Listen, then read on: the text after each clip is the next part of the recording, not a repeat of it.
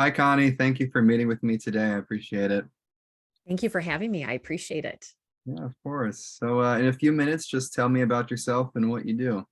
Sure. I am Connie Jo Holmes. I am the founder of BU to Be Full Hypnosis and Coaching. And I have been doing this for going on 5 years now. And I am a certified hypnotherapist along with a certified life coach and a health coach. My company name is BU to Be Full. It is very intentional. It is spelled a little goofy because it's using letters and then the number two in there. The reason why it's very intentional is because my mission is actually in my company name. I teach individuals self-acceptance, so learn to be you. And then when you can truly love and accept yourself, you can live a fulfilled life. And then that's to be full. So, and the reason I spelled it a little awkwardly is because I wanted people, if they saw it or read it quickly, that it could look like the word beautiful, because that's also my underlying message is even if you are working to enhance areas of your life, you're still beautiful as you are right now. That's a wonderful message. And how did you start? Thank you for that. Well, I actually started as a life coach. I got certified in that and, started to see some great work with it with some of my clients. But I just, for myself, I felt like something was missing just a little bit. And I think it was more inside of me. I just felt like I had a different calling and that type of thing. And so I stumbled upon hypnotherapy. I researched it a little bit, like what is this exactly? And I realized what a great addition it is to coaching. The reason why I say that is because with hypnosis, we are working with the subconscious mind, that part of our mind where our habits, our limiting beliefs, it's really our computer program. So that's where all of those things that either can help us very well or they can somewhat be a hindrance. That's where those things lies in our subconscious mind. And so I realized that if I added hypnosis to my work, I can actually help my clients be quite a bit more impactful with my work with them. And what makes you different from, quote, competitors or other people that do the same thing? I honestly I was just talking with my cousin today. My cousin is a recently certified health coach, and we were talking about this space in coaching that, there does seem to be a lot of coaches out there in the world. So it is like, what does make you stand out, stand apart? And I'm sure there's many reasons, but what I shared with her was I think at the end of the day, it is really your personality, your style, just who you naturally draw to you. We were having a conversation about all the different whatever name you want to give to them, but like marketing influencers, all the kind of big names out there right now who are in this online space as far as like helping people grow their business. And there's many of them doing that work, but at the end of the day, there's a small handful that we all like, that we all resonate with and we follow. And so the same is true with coaches. So that's another reason why I like my company name, Be You. When you can truly just be yourself in every single thing that you do, you are going to attract those people that are meant to be with you. So really at the end of the day, I think that's what allows me to stand apart is my own self-acceptance and trust that those who are supposed to find me will find me at the right time. And what are some of your biggest accomplishments in your business so far? Well, this is very timely because behind me here is a plaque that I just received in October of 2022. I was actually not nominated. I received the Hypnotist of the Year award from the Mid-America Hypnosis Convention. They are the longest standing hypnosis convention in the United States. I think maybe even the world, but definitely in the United States. They just celebrated their 39th anniversary this year. And I have to tell you, when I first came into this space, a lot of the people I looked up to, they had received this award. And so to know that I now have this award is just amazing to me. So that is a very recent accomplishment that I'm so grateful for and very proud of. Another one, and actually, I think it's tonight. I say I think because it's in Australia and, with the time difference, but tonight there is an International Coaches Award, and I am a finalist for the Rising Star of the Year for that. So I'll find out tonight if I get that award, but if not, I was still a finalist, and I am just happy with that. It's really Um, wonderful to get the recognition for what you love to do. yes, yes, definitely. And, and those are all like outward things that, I can put on social media and have a plaque on my wall and all that stuff. But, honestly, at the end of the day, it's really the clients that I help. Ask me this question in 3 months and I might have a different example. But my current example of a moment that I'm most proud of right now is I had a gentleman who called me who was a very heavy smoker. He smoked 3 packs of cigarettes a day for 44 years. Wow. And he contacted me to stop smoking. And in 2 sessions, that man is now a non-smoker. He Really? actually, yeah, it was, so that is a great, thing that I feel so great about for him. That's wonderful. And 2 sessions. And how long has he been sober from cigarettes now? For him, he's probably approaching month 3. Yeah. Wow. So yeah. So it's really kind of recent for him, but if he has gone 3 months without smoking, I am confident that he's, it's going to be, his new life, which is wonderful. Yeah, yeah. I recently hit 2 years. Did No, you? I was doing around a pack and a half, but I only did it for 1 year out of my life. And even just the 1 year, it created such a deep habit, and Yes, it's so difficult to break them, right? it And really is.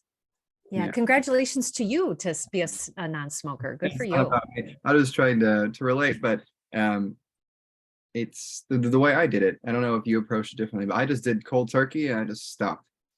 Yeah. And I think I just didn't trust myself to wean myself off of, yeah.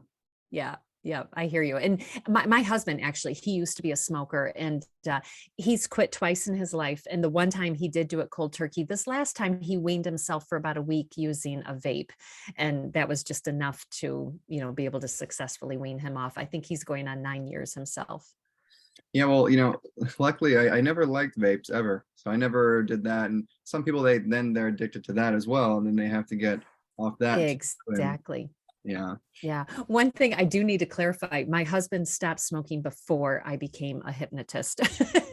Because otherwise I would have loved to have helped him. Yeah, that'd be a good accomplishment. And what are some obstacles that you encountered to growing your business? Um, you know what? As much as I hate to say this out loud, but I am just going to be vulnerable and be human and let people know that it's just, the reality sometimes. Um, I am probably my own worst enemy, as far as, every once in a while thinking, oh, can I do this? Do I have the stamina for this? Do I have the know-how for this? That type of thing. For me, probably the biggest thing that uh, gives me a hard time is some of the techie things.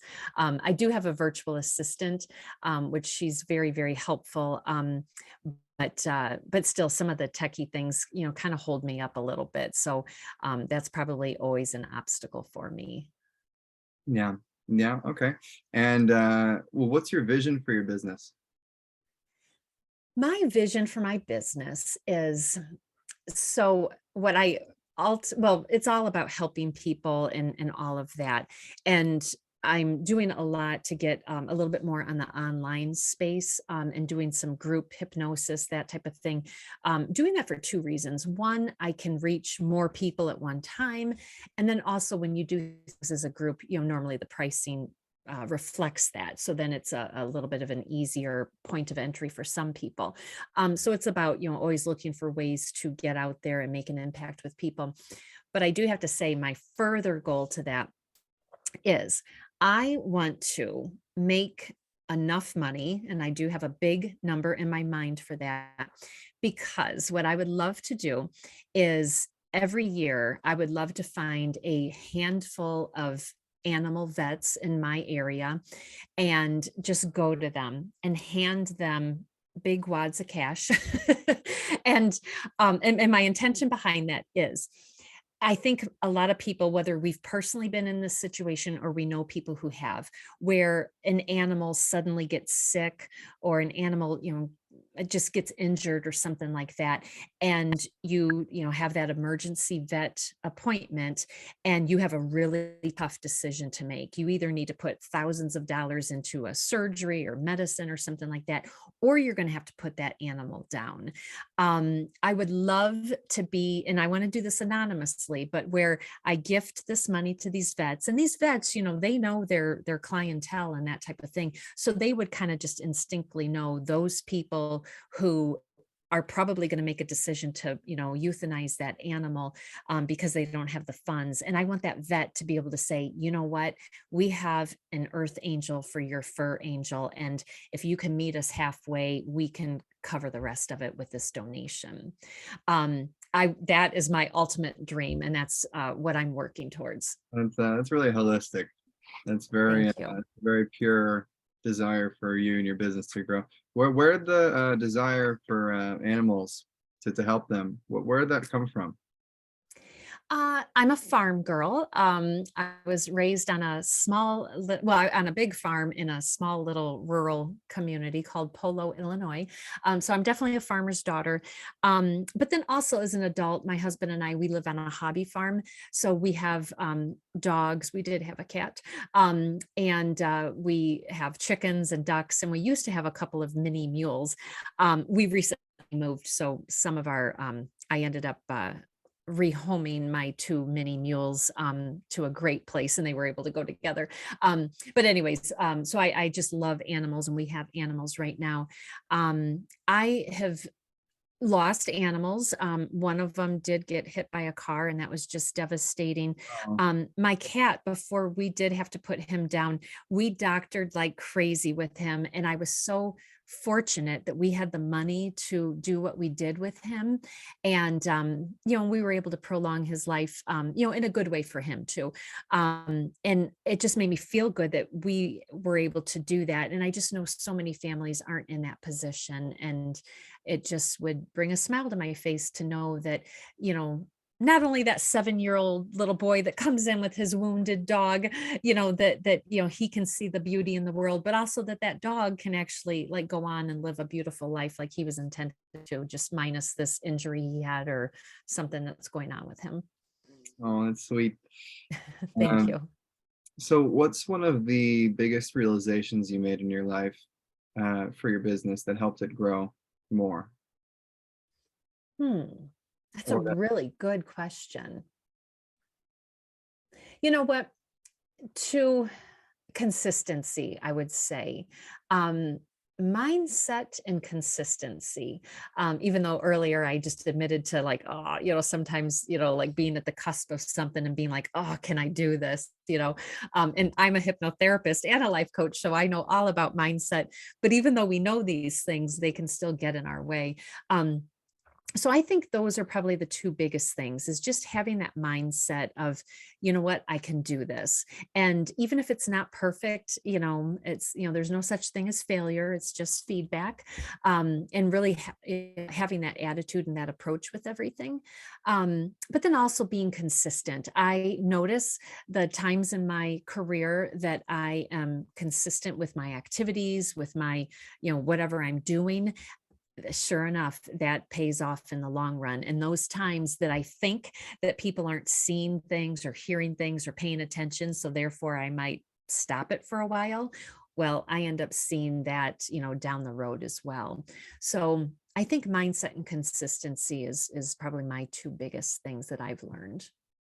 okay. And what legacy do you want to leave behind? I'm going to say it's with my company name. It's, be you to be full.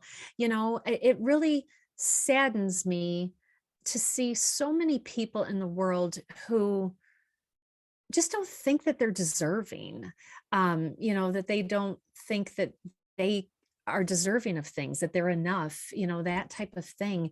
And if I can really help people realize that you're beautiful as you are, God created you as the person you are. So of course you're beautiful for that. And your uniqueness, makes you even more beautiful, I think. I need to say, when I'm saying the word beautiful, I mean this from inside.